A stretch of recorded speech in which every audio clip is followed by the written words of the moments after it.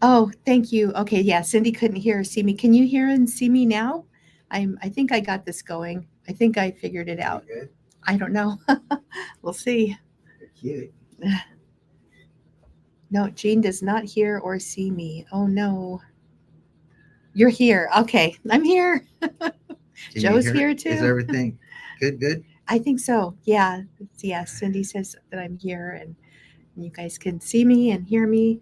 So, yeah, I wasn't going to do this today. And basically, I was at home and I was answering. I've gotten a ton of emails um, about the Ditch the Drugstore course. And so I thought I'd go on here and just answer some of the questions about it.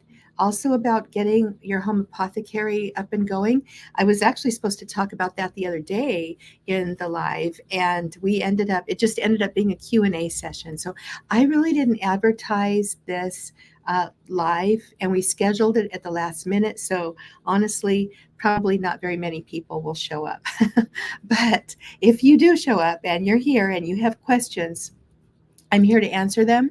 And I'm also here to talk a little bit about getting your home apothecary going, the difference between family herbalism and working with clients, which I've gotten a ton of questions from people about what it's like to work with clients and what you need to work with clients. So I can talk about that and I can talk about anything else you want.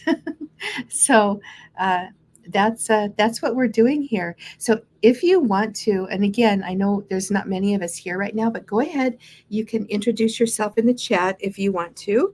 And if you have questions at the top of mind, go ahead and ask them. And in the meantime, I'm going to go ahead and just start addressing some of the questions that I have been getting via email about learning herbalism and specifically the Ditch the Drugstore course. So, yeah, I love the questions. And actually, I see some students here. So, you guys, if you're already students of mine and you can think of questions that you had when you first started, go ahead and put those in too, because I'm happy to talk about those. And I don't have the beginner's mind anymore. I've been doing this for a long time, and I realize when I read people's questions that there's a lot that I'm forgetting that people don't know. So, yes, I am. Oh, Lindell. Hey, Jessica. Um, yeah, so I'm here to answer any of your questions. I'm here to talk about getting your herbal apothecary up and going, a real one, not just a few remedies. Which you can start with a few remedies if you want to start with cold and flu. But to be honest, I mean, let's think about our lives for a moment. In reality, um, most of the over the counter medications I was on back in my 20s and my 30s before I ran into herbalism were over the counter drugs, and they weren't necessarily for cold and flu. I took an awful lot of Tylenol. I took awful lot of the corticosteroid creams the doctors wanted me to take for my acne. I was, taking different things over and above the cold and flu meds, sleeping aids, and things like that. So I think when you start thinking about a home apothecary, you really, really, really need to go beyond cold and flu. I mean, some of us just never get sick, right?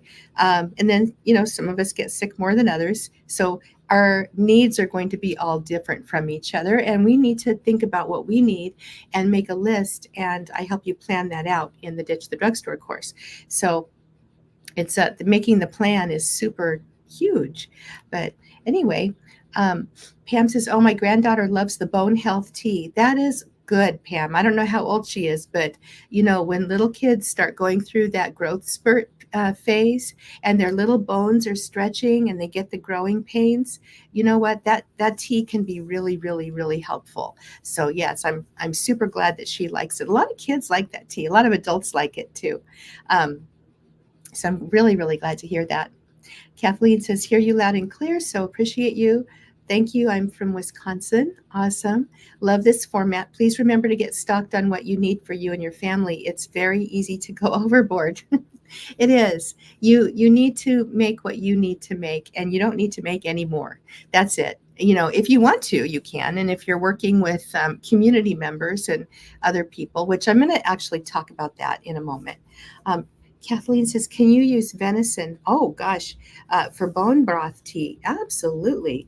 If seriously, if you wanted to use your homemade bone broths in conjunction with the herbs from the bone tea, oh, yes, that would be a really wonderful thing to do. In fact, one of the great ways to get your herbs into your body and the bodies of your family is cooking with them. You can cook with nettle, you can cook with dandelion, you can cook with astragalus, you can cook with elderberry, you can cook with all kinds of different herbs. And if you have special needs and you need to take special herbs, then you can actually cook with those too. So oh, nice, Jerry. She says Jean's little grandson loves the healthy bones tea too. I love that. And Pam says her granddaughters have chamomile tea at bedtime. Rob Oliver says, looking at taking the course, building my apothecary and planning to replace my full-time job with herbalism. Yes, that's the nice thing about learning herbalism. If you want to make it a career, you can, start learning, and then you can start building a business as you're still working your regular job. That's kind of what I did. I didn't actually ever mean for herbalism to be a full-time thing for me. It just kind of emerged that way, and I'm so grateful that it did. It changed my life in so many ways, health-wise primarily, but then job-wise too. And I've got a new outlook for my retirement as well. I'm heading into my 60s right now, and I don't see myself ever not doing this. So it's pretty exciting. But yeah, what happened with me was I started learning, and then I started sharing with friends, and then I started uh, selling products, and then I created an online shop on Etsy, got quite a nice following, and then I got too busy. And so I still wanted to learn herbalism, and I was still working, and I still had kids at home. And so I decided, well, I'll just shut the shop down and I'll continue with the other things. And I had some angry people. They were like, well, I want to get my stuff from you. And that's when a couple years after that, I decided to start the website, and I started sharing my recipes, and got the website going, and I was just sharing for free. Had no idea you could make money online. And I ran into a homestead group, and I was taught by this group, specifically one lady in the group, how to build a business. And that's when Healing Harvest Homestead turned into a business. So yeah, it was pretty fun, kind of accidental, a lot of hard work. Once I decided I wanted to pursue the business aspect, it did allow me to retire early from teaching. So I'm very, very, very grateful for that. I love teaching. I love the kids, especially. I did not like the way education was headed. And that was several years ago. And now I just can't even imagine. I was depressed back then. But anyway, yeah, so Rob Believer, if you have any questions at all about the course, then please do ask. And in the meantime, I'm going to go ahead and answer some of the questions that I've been answering kind of over and over again in the last 24 hours, as people are really getting to the point where they're deciding, because the course enrollment is closing tomorrow. If you need an extension, reach out to me. But for all practical purposes, we're starting on Saturday with a new student cohort, and it's going to be I think this is going to be a really good group. Well, they're all good groups, but it's always a lot of fun. Anyway, one of the questions I keep getting is, how much time does it take? How much time does it take to basically go through the course? And I'm also going to talk about how much time does it take to build out a home apothecary for yourself, because it's different.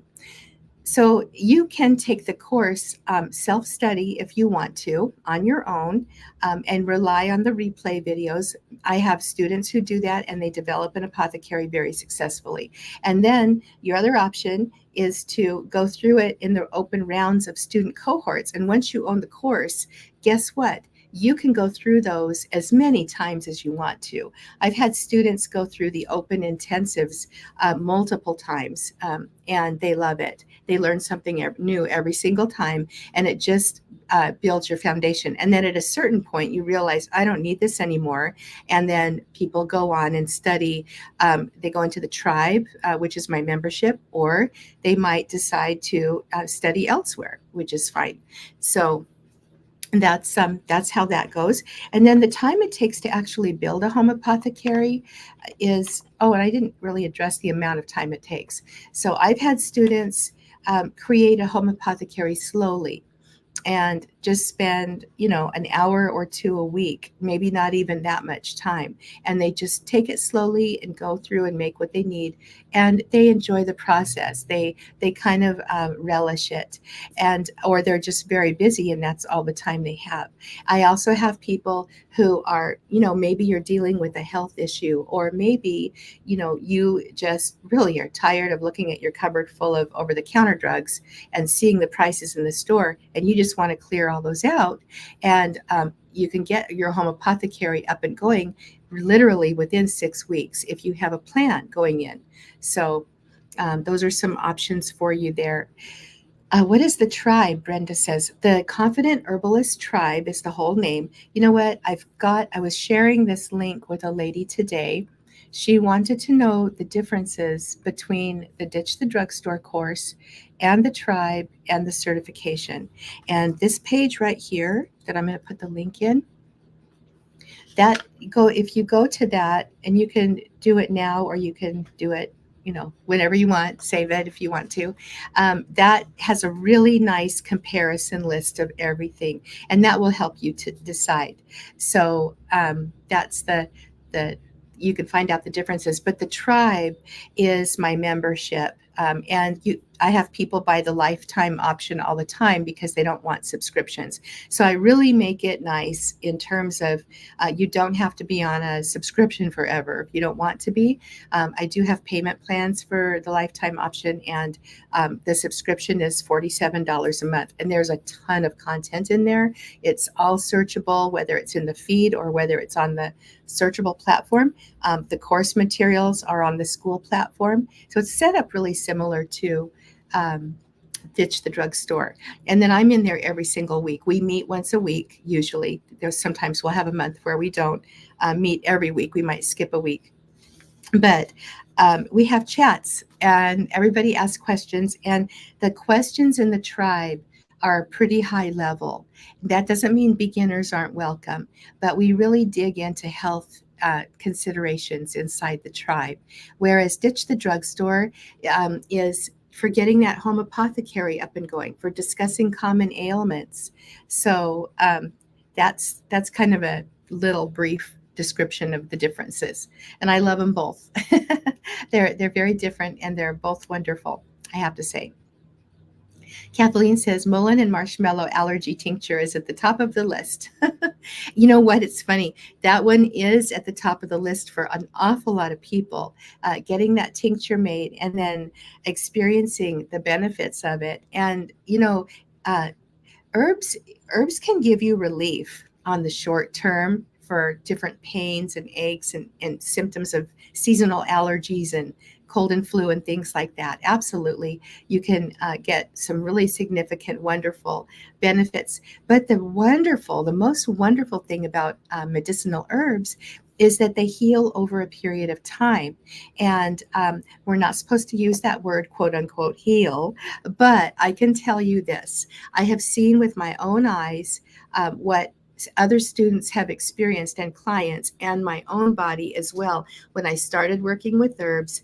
And I woke up one day a couple years down the line and I thought to myself, I don't even need that mullein marshmallow tincture anymore. And the reason is because my body was so supported with the consistent use of herbs over time that my immune system became healthy, and I didn't experience the allergies that I experienced prior to that for decades, since I was a little girl.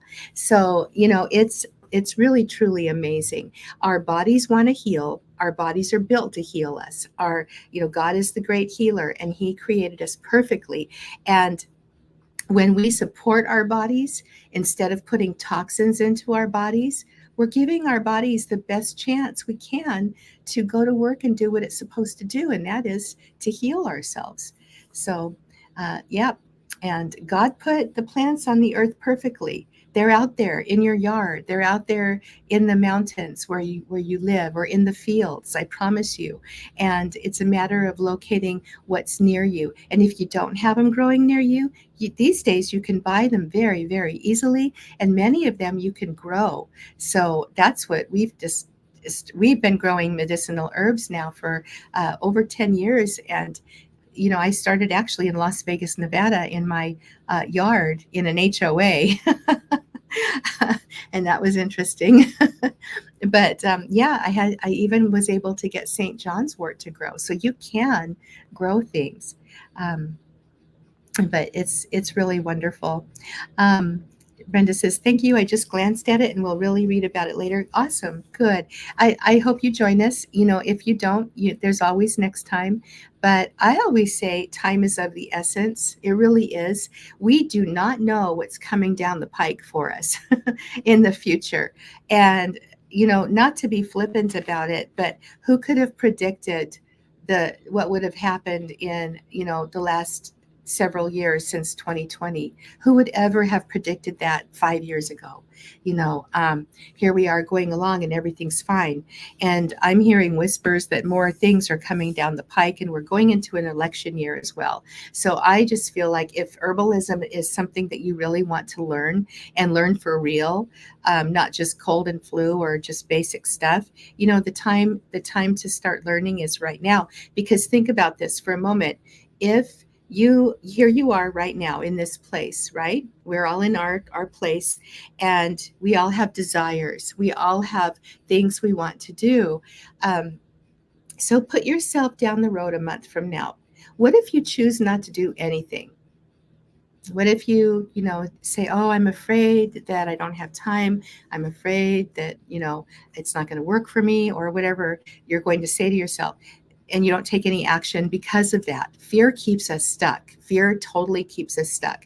And I have learned that in my life, and I feel like I'm an overcomer when it comes to fear. I had decided many, many years ago not to let fear stop me from doing scary things and making certain decisions for myself. But the fact is if you don't take action, you're going to be in the same exact spot you are now a month from now.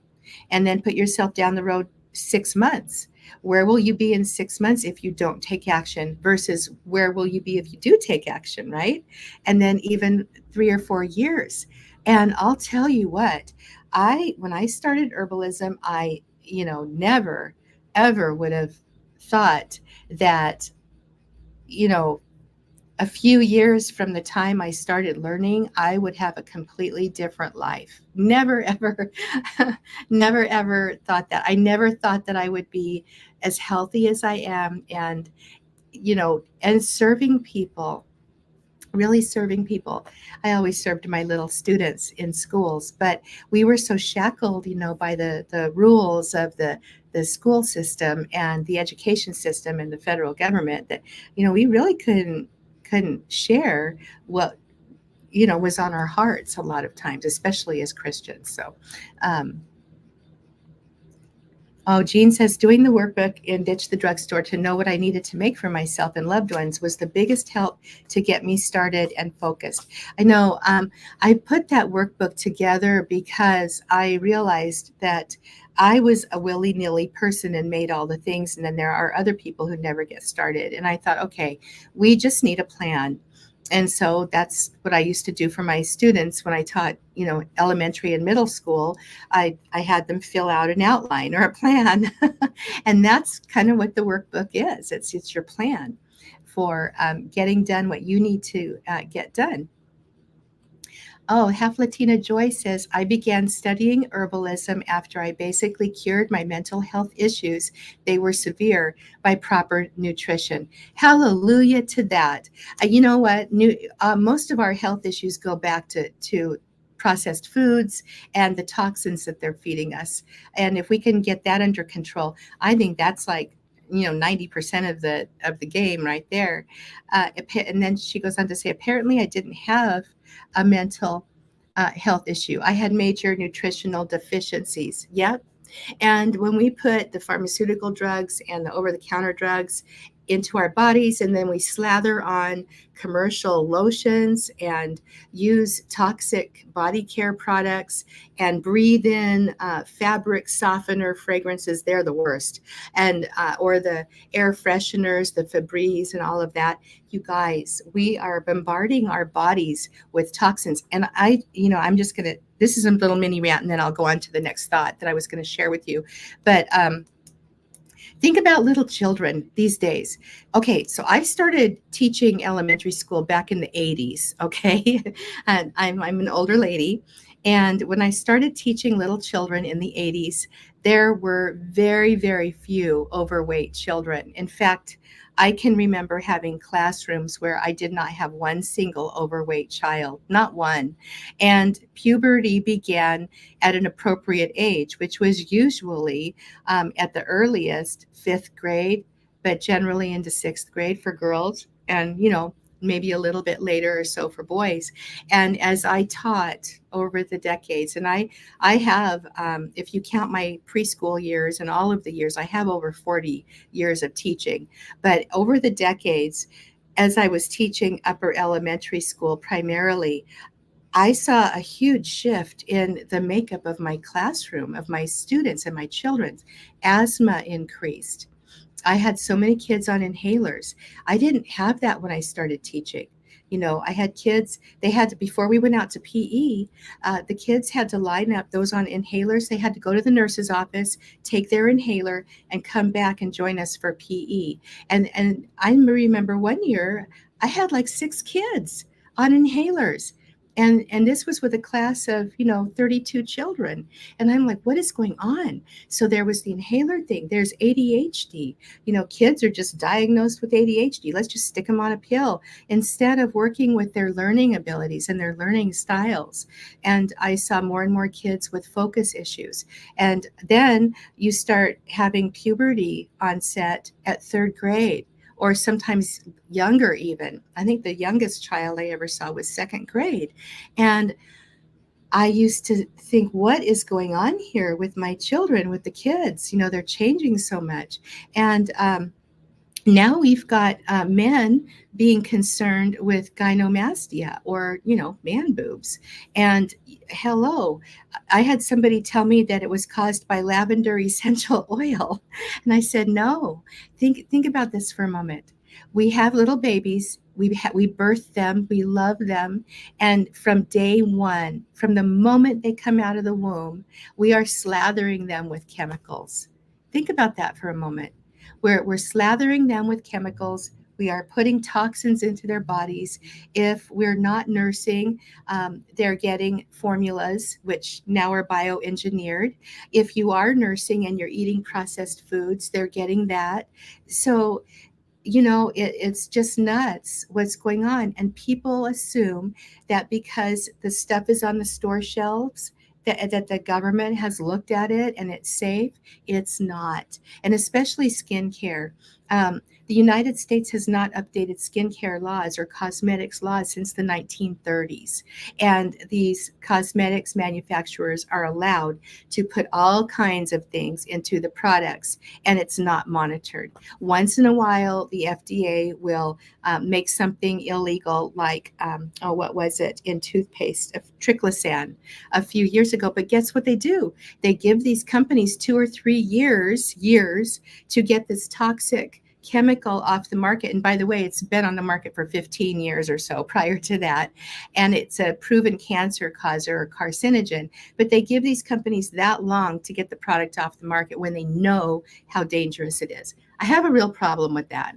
Meanwhile, over in Europe, they're much more nicer and careful about the cosmetics products. So it's crazy. It's crazy, crazy, crazy. And people wonder why they have autoimmune issues. People wonder why they have endocrine disrupted bodies. And, look at us. By the time we're in our 30s, we've had 30 years of bombardment of all this stuff. if we're not living a naturally healthy life. And anyway, sorry about that. I went on a rant, and I was told by somebody who wrote to me, she says, never say you're sorry for going on a rant. She says, we actually all need to hear this. So I guess I'm not really sorry after all. And that lady was right. We do need to hear this. Okay.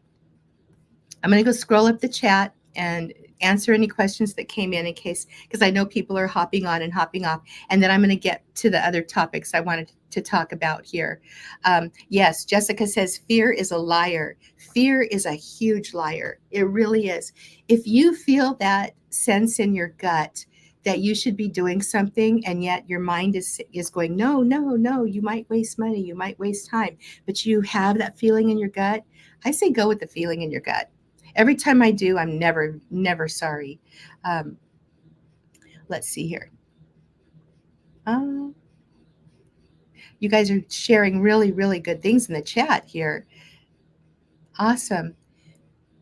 Yes, Half Latina Joy says she had no idea, and I'm thinking this is about the diagnosed mental health issues that really turned out to be nutritional deficiencies, right?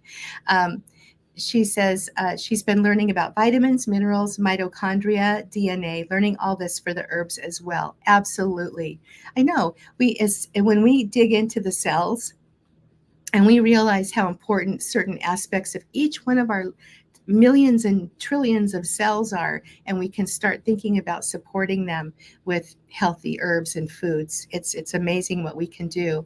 And Michelle says, my pharmacists are impressed with how many meds I have come off of with medical support. It's due to the lessons learned in Ditch the Drugstore. Thanks, Michelle. Ditch the Drugstore is actually a really good place to start. And if you are new to YouTube and you don't know, there's a community tab on my channel. I did put links in there for you because I don't have a description for this live chat. But if you want to get links and get some more information on it, you can just go there and get them. Mrs. Chef Yoda says, how do I access a class I bought last night? Herbal Medicine Making Basics. I got an email with a link to access it, but it asks for a password. I sent an email, but no answer yet. So what you do is you log in, go to the school, and you can set a password if you want to. But in the meantime, please reach out. Here, I'm going to put the email in here. Reach out to this email, and you will get help. Keep in mind, please, we are seriously bombarded right now with new students coming in. So Joe, my husband who does this, he's been busy for 3 days straight answering emails. So, be patient, but you will get you in. It's a good little course. It's a good little starter course. It'll teach you medicine making, and the cold and flu book is good too. Half Latina Joy says, I worked at a family shelter before 2020, and parents gave their babies and toddlers in the bottles, chocolate milk and juice and soda. I've seen that too. It makes me sick to my stomach. And then people wonder why they have so many cavities in their teeth, right? And they're all sick.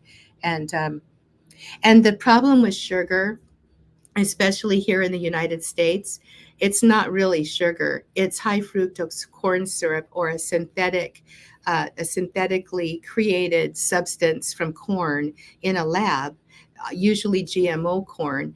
And our bodies don't recognize it as sugar to speak of. So like organic cane sugar, your body's going to go, oh, that's sugar. And at a certain point, it's going to start making the body feel a little sick. So you stop eating all the sugar. Have you ever noticed that? Well, if you've only eaten modern day sugar, you may not realize this. But if you're older like me and you grew up with real sugar, like real cane sugar, you know that feeling of when you've had too much sugar, you start feeling really bad.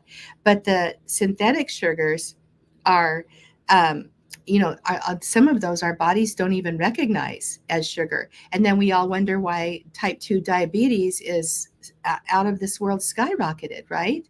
And it all starts in childhood. Oh yes, Half Latina Joy. Oh wow, I've never heard that about toothpaste. Yes, and look into cosmetics too. It's crazy. That's one of the reasons why the indie cosmetics movement has exploded too. There are so many natural, I'm using quotes because natural is a continuum, and we all get to decide what's natural for us because we do need chemical preservatives, but there are more natural ones than the toxic ones. So we just need to figure that out. Oh, well, I thank you. I only just tuned in a few minutes ago, but it's been extremely informative. Well, thank you. Yeah, and Jean says that's why she makes her grandbabies lotions and other things. Lotion's so easy to make, and so is soap. I mean, it was, if you have time, it's good to make your own. And if you don't have time, then the best thing to do is find somebody who makes it and support their small business, and then keep yourself healthy in the process. Um, yeah, and Michelle points out that the sad part is that most parents don't have a lot of options, as fresh, natural, and organic foods are priced out of the average low-income families. Michelle, you're right. If people want to dig into unfairness and you know and I don't know how to phrase this, so help me out if you can.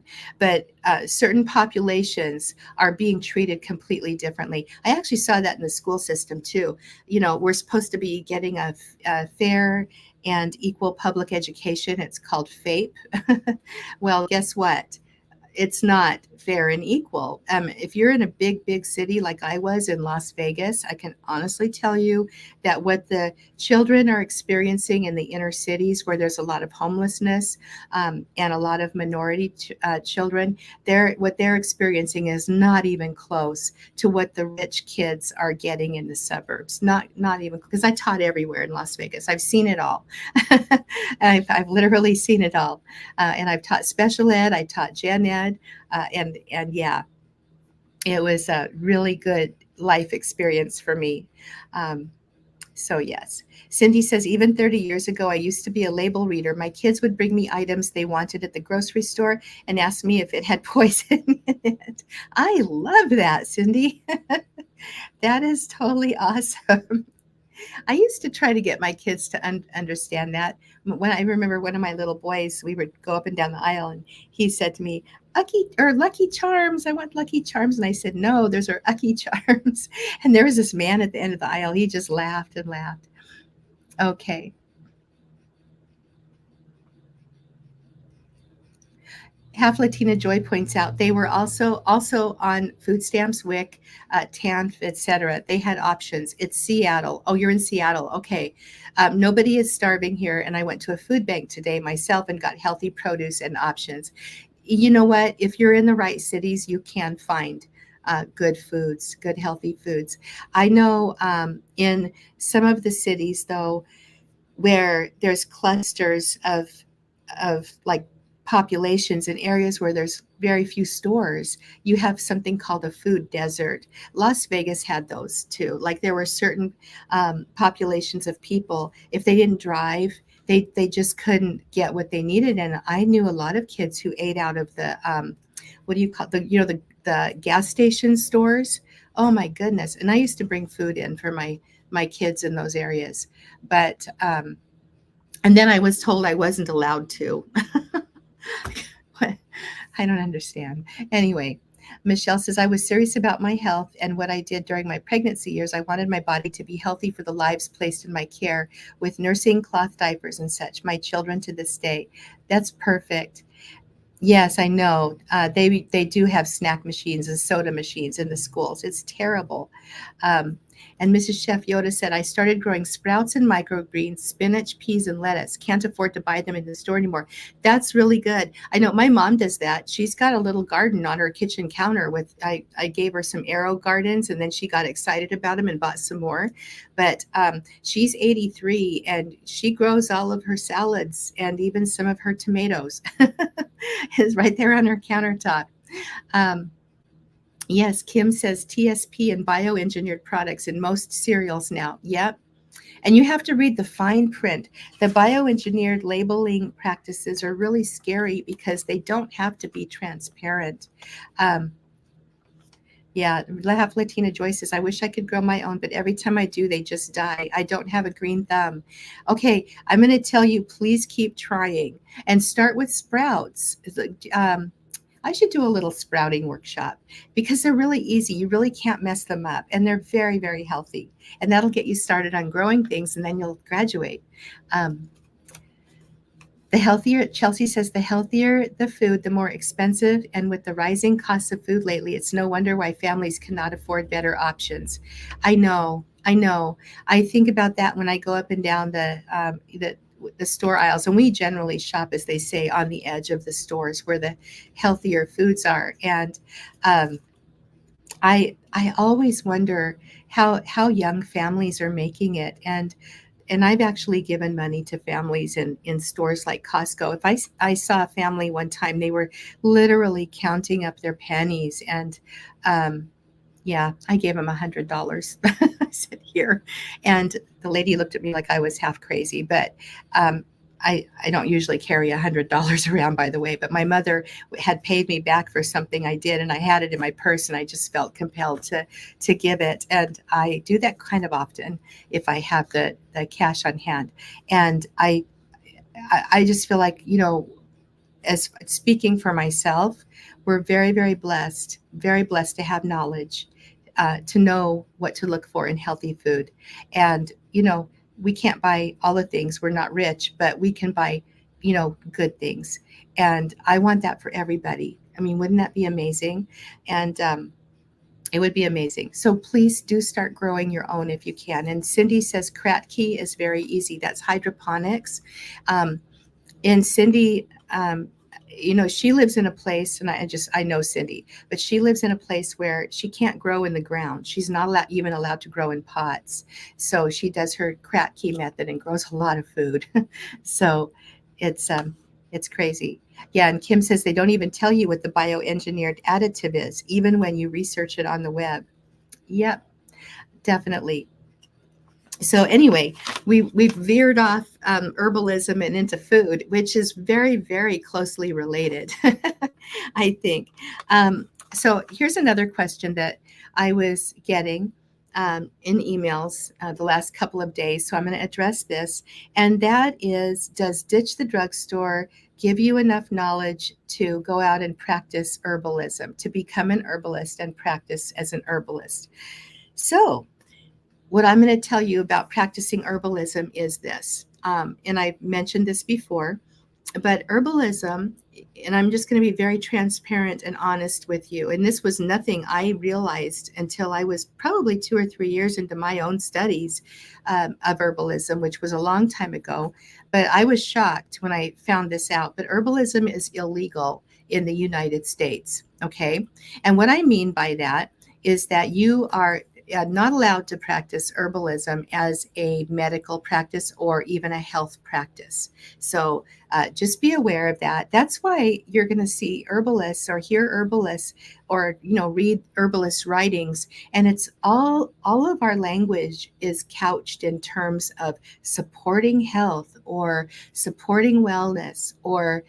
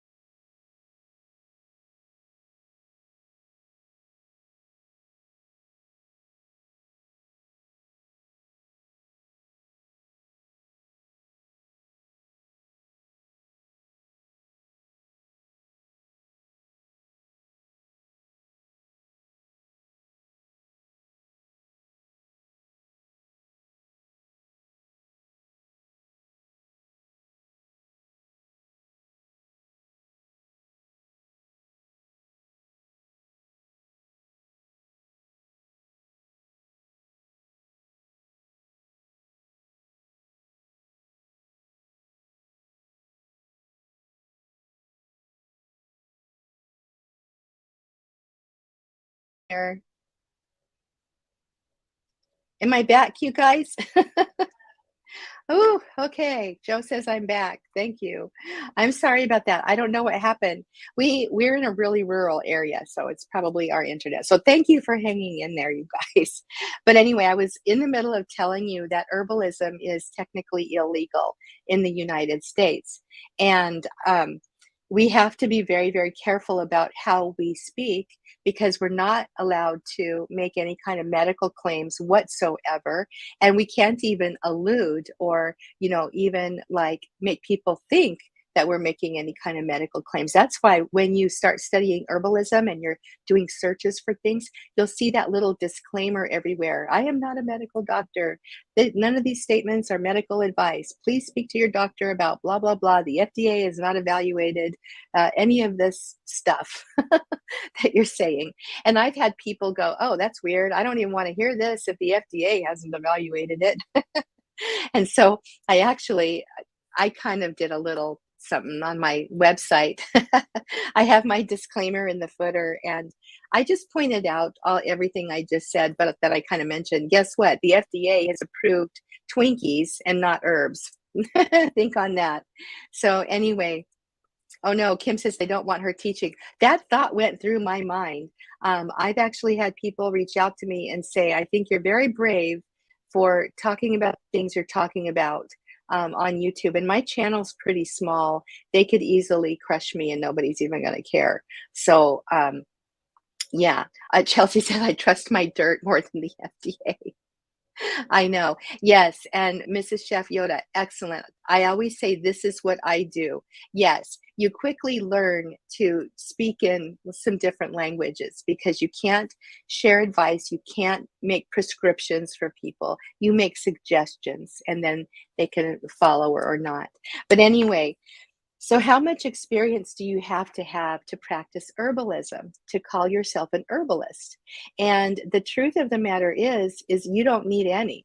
You can read a book and make a few things and decide you're an herbalist and tell people you're an herbalist. That's just how it is in our country. And that's because, and I'm going to just say right here, I think personally that's a good thing because it keeps folk herbalism alive for the people. Now, once the government starts messing around in things and starts making it so you have to jump through hoops to call yourself an herbalist, then you're in trouble, right? Then I think the whole business or the whole practice of herbalism is going to be troubled at that point. So right now we're in this stage, luckily, where we can all learn and we can all be helpers in our communities. And I just want to say here, if you were to go through Ditch the Drugstore, you're going to emerge from that a strong family herbalist. If you take the family herbalist certification, I think you could probably legitimately call yourself a family and community herbalist. But you have to keep in mind your scope of practice, okay? Your scope, what that means, your scope of practice is what you're able to do with absolute confidence and absolute safety for other people. All right. And so that's your scope of practice. If there is a phase that I went through, and I've seen many other herbalists go through as they start learning, and you will identify these people oftentimes in the Facebook groups, sharing information that's like, oh gosh, no. But there's a phase that just enough to be dangerous. All right. You've like gotten to that place where, and usually it's a phase where you feel like, yeah, you know it, you know this stuff, and you're sharing with all these people, and then you find out a few months later because you've continued your studies and, oh no, I shouldn't have said that, or oh no, I shouldn't have done that, right? And for some people it's a short phase, for others it's a longer phase. It just depends on how seriously you take your studies, but you must be very, very consciously aware of things you shouldn't be helping people with. So clinical herbalists or herbalists who've studied under the greats or who have been studying for a very, very, very long time, they're often able to work with medical doctors and help people with more serious medical kinds of issues or supports. They can support the doctors in what they're doing.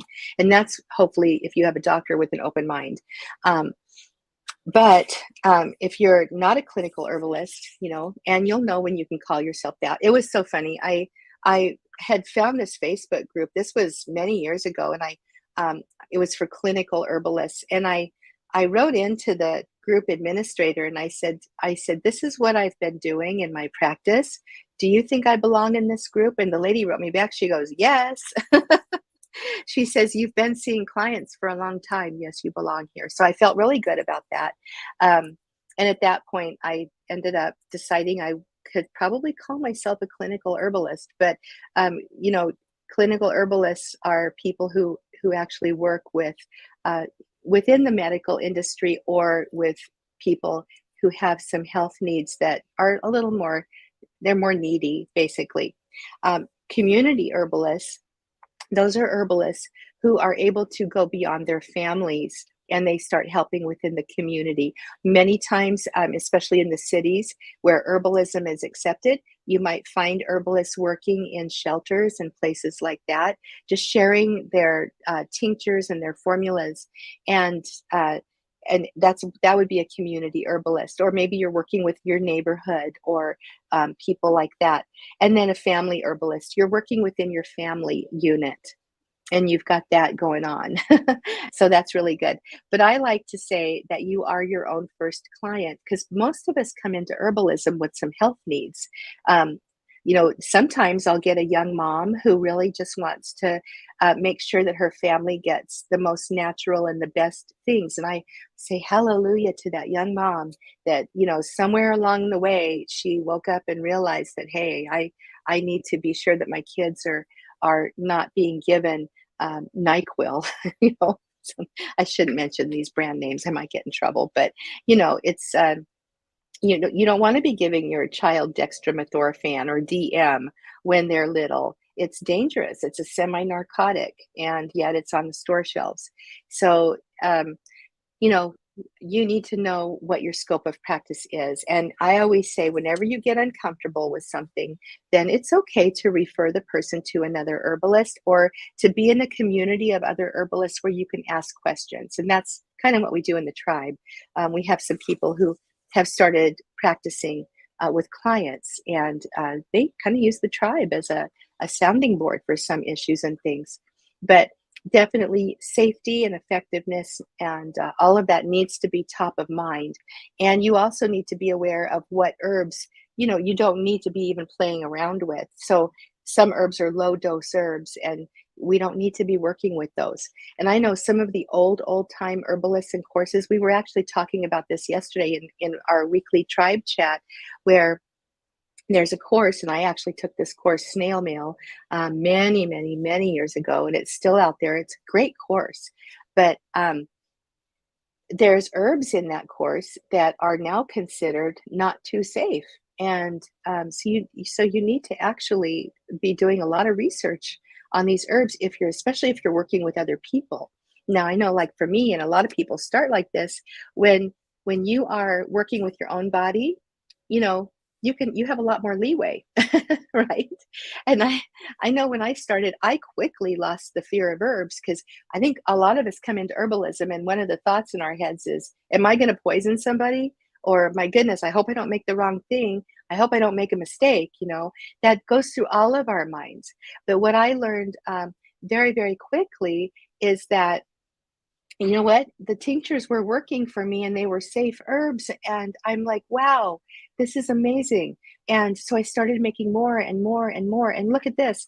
My skin has not had any rosacea issues in, goodness, I would say around 20 years now. What am I, 60? Maybe 18 years. So, your body can change and become much healthier. All right, so I wanted to talk about that, practicing herbalism, because I've been getting the question, can you practice after you take this course? And I'm going to say, bottom line is, that's going to be up to you. But I always suggest that you feel very, very comfortable with herbalism. One thing I know happens when people go through herbal medicine, making basics especially, and ditch the drugstore, is the next thing on the mind is, okay, what plants should I start thinking about now?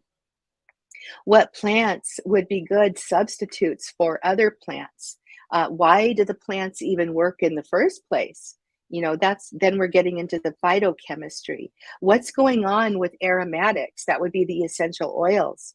Why do they work? And they're a totally different animal and just amazing. And I teach both because I'm trained in both and I love them both. So anyway, it's a really exciting journey. All right, I'm going to go ahead and go back up the chat and make sure I didn't miss any questions. And then I'm going to talk about accreditation and herbalist certifications for a moment. But let me just see if there's anything else up here.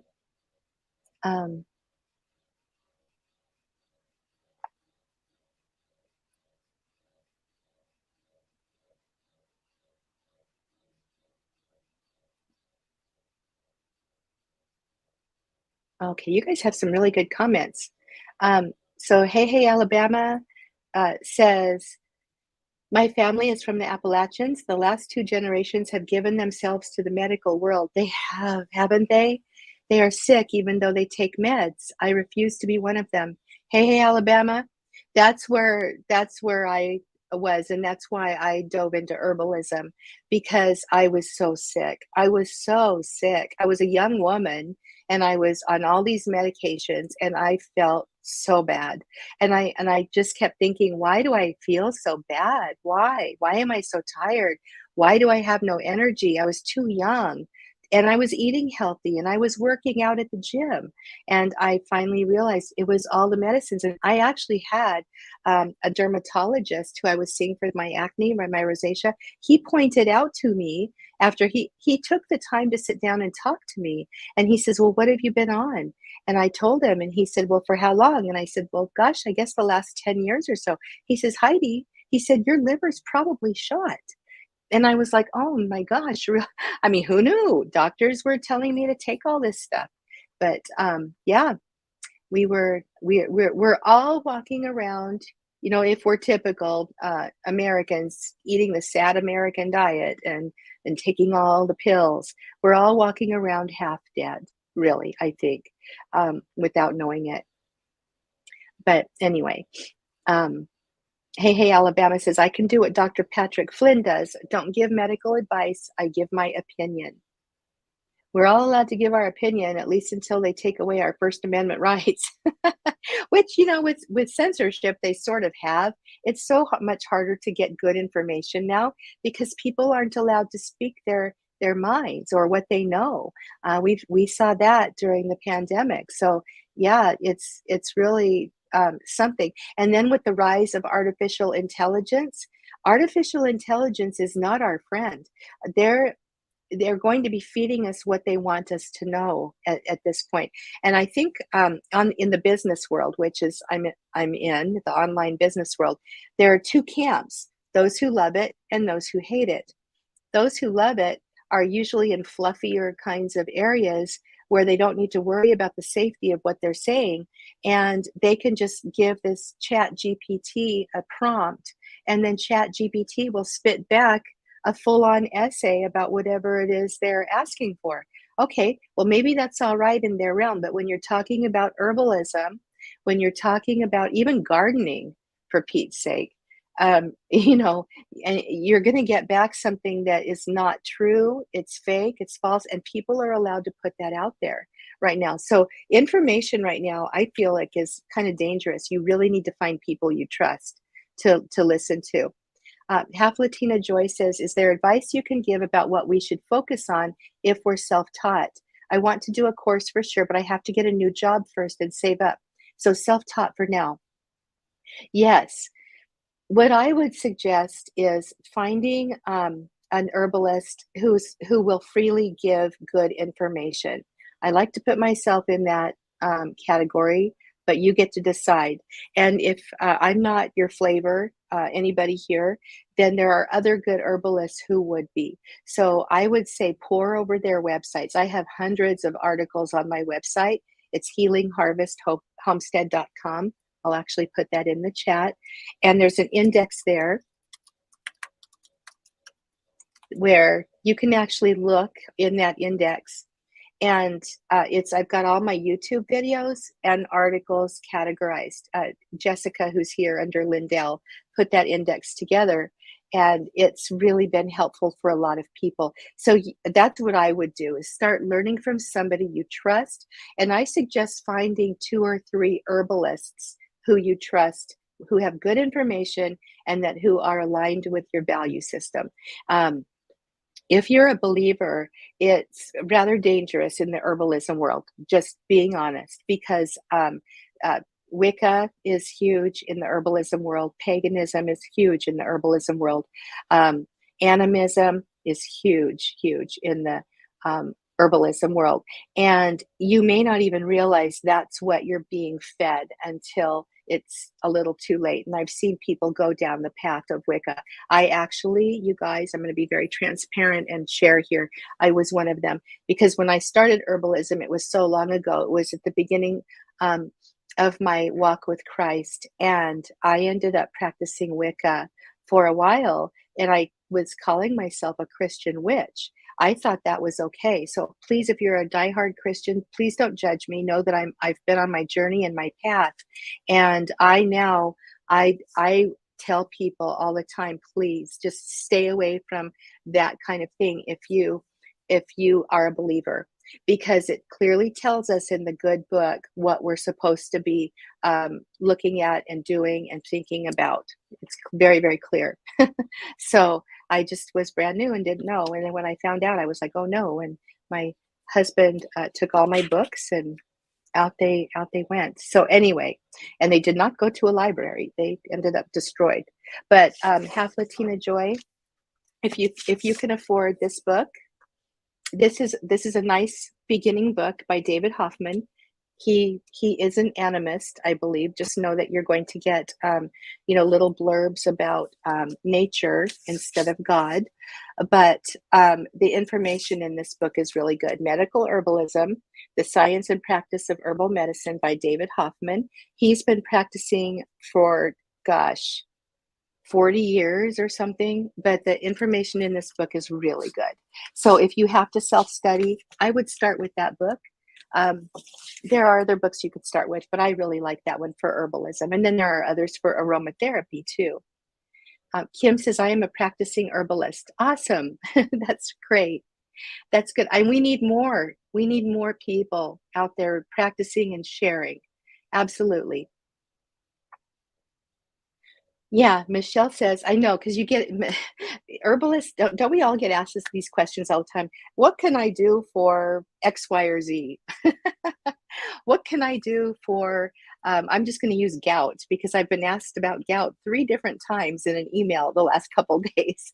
And honestly, you can give some general recommendations, but unless you know the person's lifestyle, if they're on medications, what kind of foods they eat, if they're getting exercise, what their circulatory system is like, their energetics, their constitution, it's really hard to, it's impossible actually to provide suggestions. And that's why I love to teach, because I can teach people how to start thinking about their own bodies, their minds, their spirits. It all goes together, and start creating things for themselves that work, that are safe, and they work.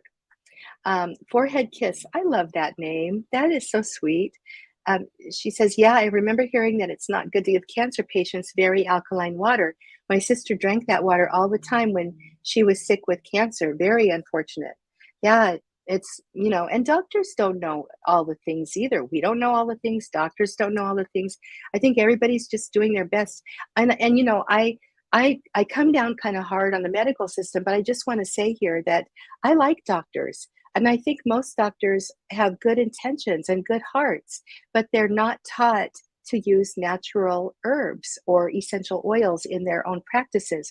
And my daughter, I have a 27-year-old daughter, she's in medical school. And when she decided, she was in a PhD program for biochemistry and research, and she decided to go into medicine. And, I thought about that for a minute, and I'm like, well, let's just embrace this. And she actually has done a lot of research for me in my books that I've written, that are in the Tribe Master Classes. And so I know she's got a background in herbalism and how herbs can be supportive. And we kind of joke, and I say, well, once you get your your license and everything, I want to be your herbalist on staff. So anyway, that's something. And then I've got a lot of doctors in my family background, and that's actually one of the reasons why I've turned to herbalism too, because they're very kind of narrow-minded, I guess. And we don't have room for narrow-mindedness in our world today. We really need to be thoughtful, active thinkers in the world, and be able to make our own minds up, and know when we're being fed information that's not the truth. So anyhow, okay. Yeah, Kim says reliable, accredited sources of information and education is key. It really is. It absolutely really is. Half Latina Joy says, Lindell and Jessica Morgan, right now I've been writing down what the herbs are and writing down my own materia medica. That's awesome. But I'm writing what works and what doesn't. Most are culinary because I'm nervous. It's fine to start with the culinary herbs. I just did a workshop the other day, this past week, on the 5 best herbs for your home apothecary. And by the way, I put the replay link so you can go watch it for free. It's down if you click on the community tab. It's in the last post there, and I've got a free book for you, the 5 best herbs for your home apothecary. But go watch that. It actually will get you started with 5 herbs that you can find in the grocery store and that you can grow very easily at your home.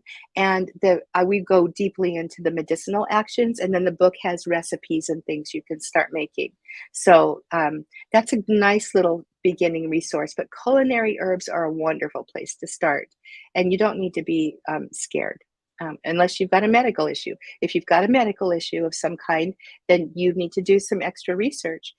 For example, if you have kidney issues of any kind, or if you've had kidney stones in the past, then there are definitely foods that you need to be careful of, like foods that contain that are high in oxalates, like spinach and things of that nature, or diuretic herbs that might rinse because they flush your system, especially if you're drinking enough water, which hopefully you are. But they can flush out important minerals in your body, including salt, and they can actually make you sick if you don't use them correctly. But mostly herbs are pretty, safe. Mrs. Chef Yoda says, my husband used to take antibiotics every other month due to cellulitis on his foot and leg, an infection that would go up his leg, and that is scary. It can enter the body and cause internal infection, and then it's really rough. I told him enough, and I gave him some essential oil protocol, and now he is good. That's great. Essential oils are amazing. They really are. Besides the fact that they smell really good and compliance is generally pretty high. Compliance is, by the way, if you're not familiar with that word, it's when you make a suggestion and to somebody and they choose to take it. So if you say, hey, this cough syrup might help your cough, and you provide a person that, and they take it, that's being compliant. But a lot of people will go, yeah, no, I don't want that. Or a willow bark tincture, yeah, no, it tastes bad, or whatever. They are not compliant. But essential oils have a higher compliance rate just because they're pleasant. They're pleasant to take. But anyway, or pleasant, I should say, to use.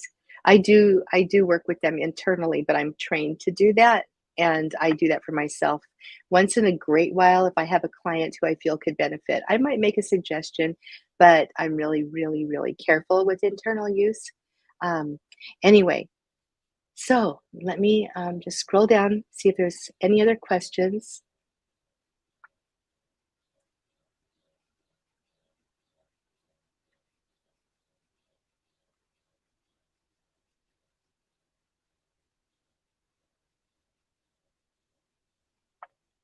Michelle says, the Mayo Clinic has a video here that speaks of how dangerous it is to use herbs. It's better to stay with big pharma. So it's okay to put out fake info, but not the truth of what God has put on the earth. you have to take everything with a grain of salt. You have to, because if I think back on my own health journey and past, and when I came across that one doctor who actually, finally, somebody took the time to sit down with me and actually ask, hey, what have you been on? What are doctors, what have they been giving you all these years? And tell me truthfully that my body was being killed, my liver was dying, you know, um, and it was because of all the different medicines that they weren't working with. I have a friend, and her husband ended up in the hospital for some heart issues, and one doctor was giving him something, and another doctor was giving him something else, and he died like several times. So they revived him, and then they found out that the meds were acting in opposition. Like, really? Stick with big pharma, right? That sounds really, really crazy to me. Um, but it's nuts. I just want to share a story with you. This happened to one of my fourth grade students. This is a true story, and it really frightened me because at that point I was learning about herbs, and I was like, wow. And I had already gone off of all of my medications, and I wanted to tell this grandma everything I knew, and I couldn't because I was teaching in the classroom, and I was like, "That's a good way to get fired."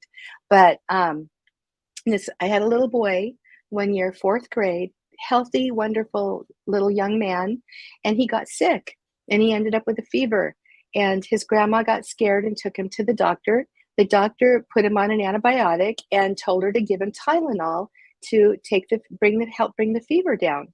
Well, you know, you shouldn't be giving Tylenol to people under, I think it's the age of 10 or 12 anyway. Well, is it Tylenol? It's okay. I think it's aspirin. Never mind that. But I personally believe that if you can get away without giving your children that stuff, you should. But what happened with him was she kept giving him the Tylenol to bring the fever down, and the fever just kept going on for several days.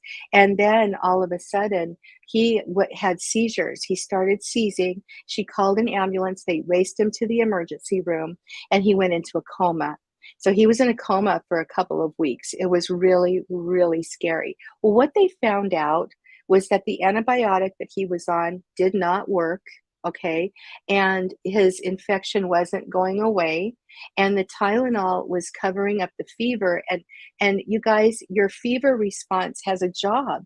Your fever, when you get a fever, that's your body going to work trying to kill the microorganisms that are making you sick. And so by bringing it down too much, and sometimes you need to bring it down, but in his case, what it was doing was it wasn't allowing his body to go to work to heal him. And then the infection just took off and exploded because the antibiotics he was on weren't working. He almost died. He almost died. And it was because of, advice that wasn't good. I'll just leave it there. But it was a real eye opener to me. It was a real eye opener too, that, with the whole fever response, because that's the first thing we want to do. We want to make our kids feel comfortable. And, fevers are not comfortable. But there's actually, if you watch that workshop I gave this last week, the 5 best herbs for your home apothecary, I talk about diaphoretic herbs, and I talk about when you'd want to use one type versus another type. And that's the other thing too, like with drugs, you are just taking one drug for, all of the things, instead of choosing, the best herb for the thing that you're dealing with. Because we have choices as herbalists. We have a lot of different choices if we understand how the plants work. So, yep. And Hey Alabama says, and I totally agree with this, my biggest recommendation is to get off sugar and wheat. And that won't hurt anyone. And I love that, because you are so, so, so right. Half Latina Joy says, if we ever have a World War III situation, then doctors might be going to herbalists due to lack of access to medications. Herbalism is valuable to learn. It really is. And when you can walk right out into your yard and get what you need, you guys, I started learning herbalism when I lived in Las Vegas, Nevada. I lived there for over 50 years of my life. And so during the,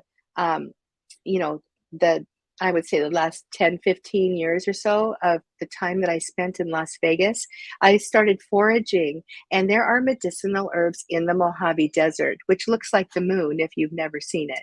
And then we moved off grid to the mountains, and we were able to grow herbs up there that we couldn't grow down in the city. And it was really a lot of fun, and it taught me herbs are everywhere. And then when we moved to North Idaho here, and oh my goodness, it's a cornucopia of medicinal herbs. And I know it's like that in most places. So it's pretty amazing. Okay. Oh, thank you, Lenny. She said, I just bought this book as you had recommended. I'm waiting to afford your course and looking very forward. I've been biding my time watching all of your videos and love that you are a Christian. Why, thank you. Yeah, please stay in the community. Keep making comments, ask questions, because I try to answer all of them. But as the channel grows, I may not be able to do that all of the time at a certain point, but right now I'm keeping up pretty well. So, ask away. And I also want to just mention, I have payment plans too for my larger courses because I want to make it doable. And I think the payment plans do that for a lot of people. Let's see here. My phone is ringing. I'm sorry. I'm just going to turn it off here. If I can find it. Okay. Let's see. Cindy, oh, Michelle. Oh, yeah, good. You guys are helping each other out here. We're asking about vegetable glycerin. Yeah, the thing with vegetable glycerin is you want to be sure to find food grade. You don't, and you have to read the fine print because most vegetable glycerins will say not for internal use. You may be able to still use it for internal use if it's organic, but I like to buy food grade just to be sure, especially if you're giving it to your kids. Don't get generic or cosmetic grade glycerin. Let's see. Oh, yeah. Hey, Alabama points out. But yeah, they don't tell you in the pharma world that they begin their meds with plants, taking what they need to build their own meds from them. They aren't patentable, so they don't want you using them. And that is so exactly true. They actually have started telling us a little bit. And by the way, the FDA has a list. This list came out about 2 years ago, I believe, 2 or 3. And it kind of got hushed. But it's a list of herbs that they're considering making unavailable unless you have a prescription or, you have to jump through hoops. And these are herbs that are common, like celery was on that list. Chamomile was on that list. So these are all herbs that, the average person might use just in an herbal tea or something. But in Canada, recently, they actually sneaked in a law to one of those big omnibus bills, and the law is making it really almost impossible for herbal products manufacturers to operate, especially if they're small, and that's going to go into effect in 2025. And I heard herbalist Yarrow Willard, and he's on YouTube. If you want to look him up, he's an excellent herbalist. He's one of my few that I follow, but I like him.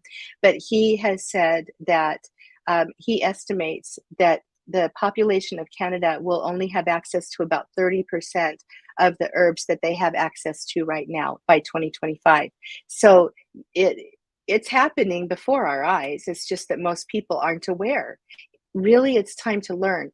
It's time, like Stacy mentions burdock, it's time to learn how to use it. I've got a YouTube video on it. It's time to know what these plants around you start doing or what they can do for you. Let's see.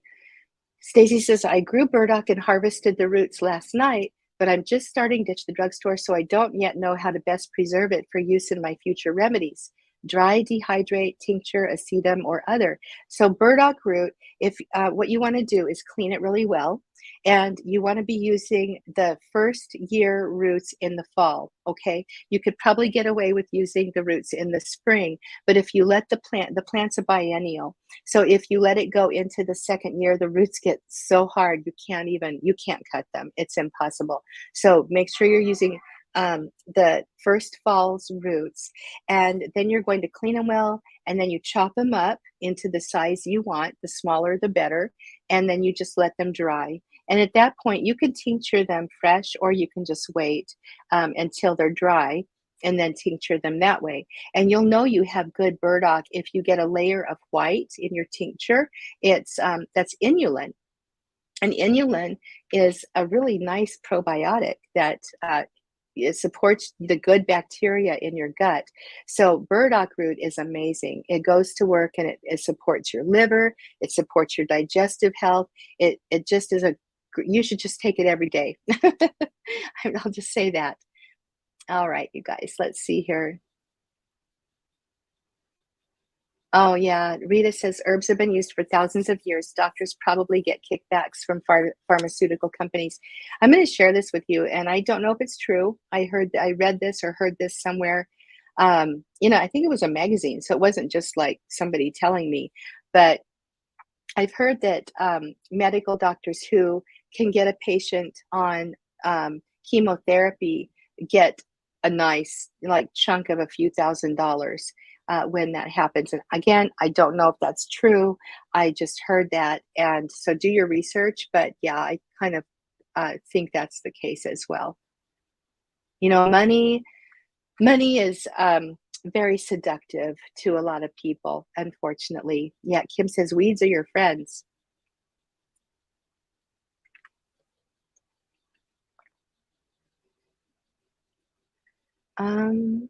If the burdock root is in the grocery, is that usually first or second year?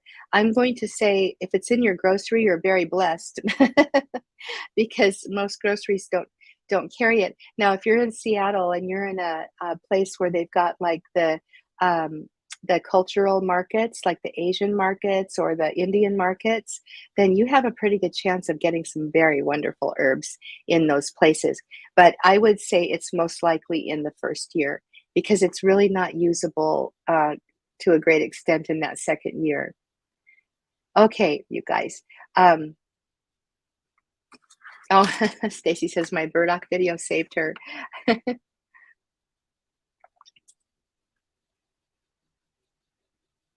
Okay, now I wanted to talk about one more thing, and then I'm going to hop off of here because this has been going on a long time.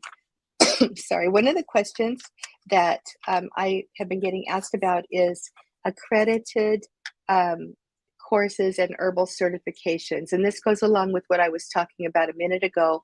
And that is that there really are no quote unquote accredited anything herbal in the United States. Now, in other countries, there is, like Scotland and the UK, in certain areas, they've got degree programs for medical herbalism. And so if you see that somebody has a medical herbalist degree, or they're calling themselves that, it's very likely that they went to school in Europe.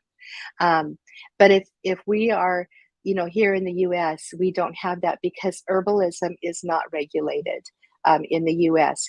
There are certain entities that like to act as though they are like board certifying, but they're truly not. And they kind of want to make you jump through some hoops. But again, I really do think you do need some education to practice herbalism. You definitely need to have knowledge of plants. You definitely need to have some years under your belt working with the plants and experiencing the plants and different kinds of people as well. And I want to just point out that herbal mentorship is really important. It's hard to go it on your own, which is what I did in the beginning because I couldn't find any. I started learning herbalism before the internet was really a thing, and I didn't have any support. I was really frustrated, to be honest. I searched. I used to look at the yellow pages in Las Vegas and try to find herbalists, and they I couldn't find anybody. There wasn't anybody. Nowadays, there's a lot. So, Ashley says hi from Cami Eye. Hi, I'm glad you're here. And so, yeah, it's really good to find somebody who you can learn from and ask questions of, and then vet the answers from other experienced people. You don't want to just take one opinion. I personally suggest that when you are learning herbalism, you run things through a few different filters. One filter would be two other experienced herbalists who say the same thing. Okay, that's one. The third one is try to find some clinical studies. So there you go. That's what I would do, and then you kind of um, can tell. Whoa, Mrs. Chef Yoda says her cost for treatment for chemo was 1.5 million. Wow. And then Kim says that doctors get financial kickbacks all the time. My friend is a doctor, and you'd be surprised. It's just sad, isn't it? Wow. Wow. Well, guys, um, let's see if we can leave on a happy note. I'm going to scroll back up and find a good, happy comment here.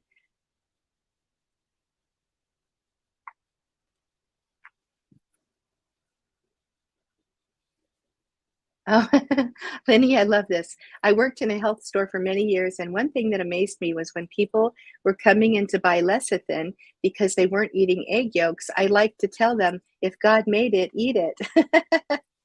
I know.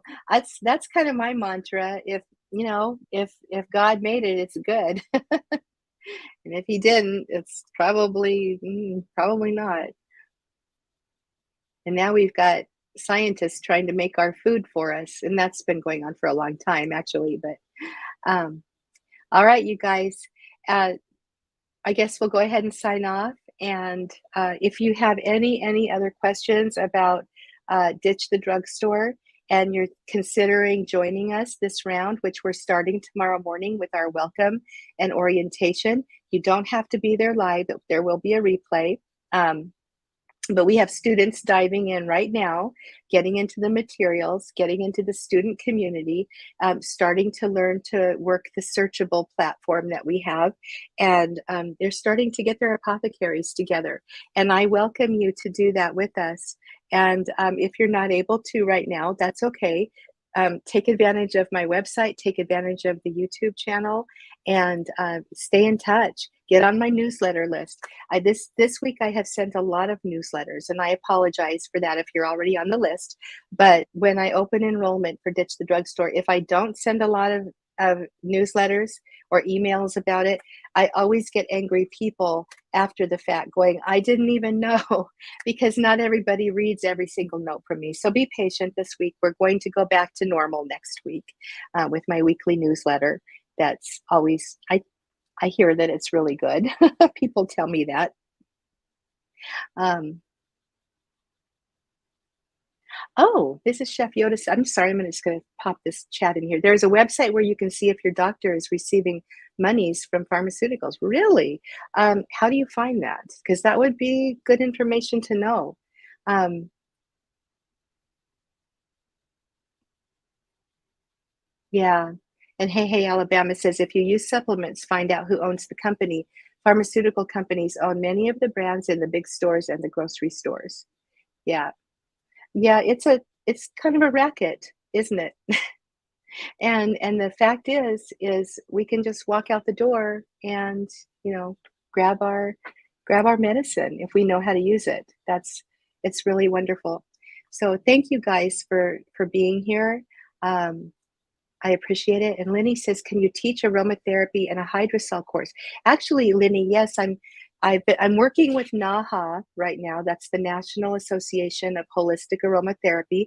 I am I am certified through them. By the way, aromatherapy certifications are different than herbal certifications. They're more legitimized, and that's because they are part of integrative health and they are recognized as an alternative health practice. So aromatherapy and I think it's also because it can be a little more controlled than herbs can.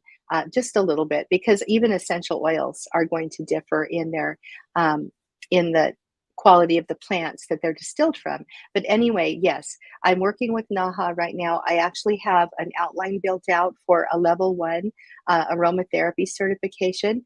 And according to NAHA, I have to teach it for a year before they can make me an approved school. So I'm getting ready to put that out there. I'm hoping to launch that before the end of the year, maybe right around Black Friday time, if I can get my act together and get the modules done. It's a lot of work, but I am really looking forward to diving into that too. So yes, absolutely. We're going to dive into some heavier aromatherapy. I love my herbs, and that's my heart, and that's where I started. And I teach heavily herbalism, but I love my essential oils, and more and more and more, working with people, I'm reaching for those oils, and I'm taking an aroma psychology class right now as we speak. I'm always taking a class. I don't think I've ever not been in the middle of a class, and even when I'm teaching something else, but I'm learning about aroma psychology, and it's so fascinating. And so yeah, I'm going to be doing a lot more with that too. So yes, absolutely.